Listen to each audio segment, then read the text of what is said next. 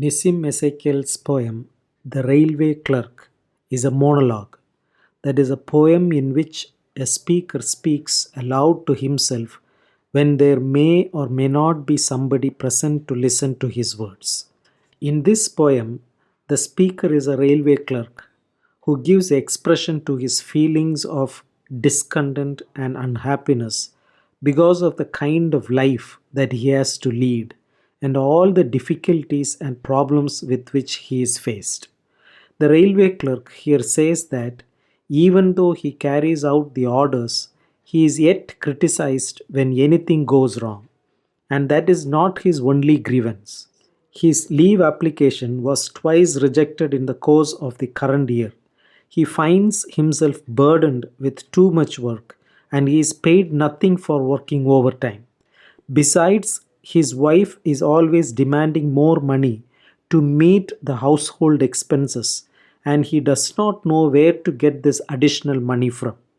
His duties are such that no one comes to offer him a bribe, though his colleagues do get bribes and are thus fortunate fellows.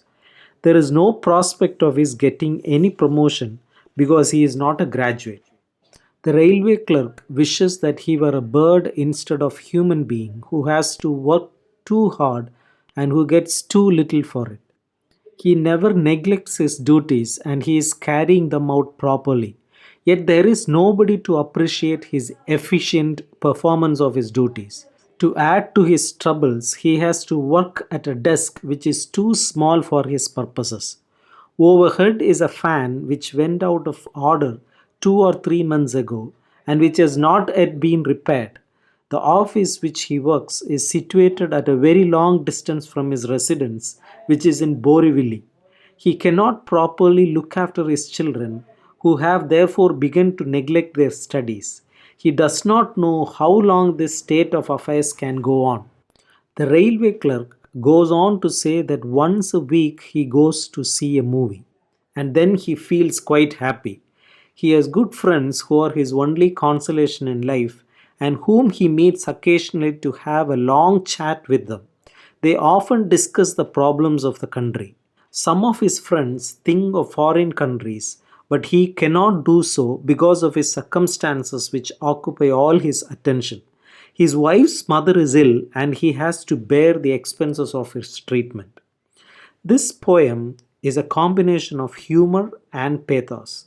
The pathos arises from the laborious life which the railway clerk has to lead, while the humor arises from the manner in which he describes his circumstances.